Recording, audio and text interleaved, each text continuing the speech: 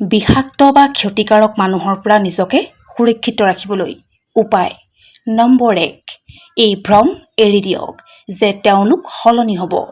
বিষাক্ত আচৰণ চিনাক্ত কৰক আৰু নিজৰ মানসিক শান্তিৰ বাবে দূৰত্ব বজাই ৰাখক। নম্বৰ 2 নিজৰ ব্যক্তিগত তথ্য ভাগ বতৰা কৰাটো কমাওক। মৌনতা বহু সময়ত সৰ্বশ্ৰেষ্ঠ সুৰক্ষা। অযথা তৰ্ক বিতৰ্কত নোসোমাব। নম্বৰ 3 নিজৰ গোপনীয়তা সুৰক্ষিত ৰাখক। নাই বুলি ক'বলৈ শিকক আৰু প্ৰতিটো কল বা মেছেজৰ লগে লগে উত্তৰ দিয়াটো বাধ্যতামূলক বুলি নাভাবিব। নম্বৰ 4 মানসিক আৰু ব্যৱহাৰিকভাৱে আনৰ ওপৰত নিৰ্ভৰশীলতা কমাওক। নিজৰ সুখৰ দায়িত্ব নিজেই লওক। নম্বৰ 5 সেইসকল মানুহৰ লগত সময় কটাওক যিসকলে আপোনাক বুজি পায় আৰু আপোনাক সন্মান কৰে। নম্বৰ 6 সদায় মনত ৰাখিব কোনো সম্পৰ্কৰ মূল্য আপোনাৰ মানসিক শান্তিতকৈ বেছি নহয়।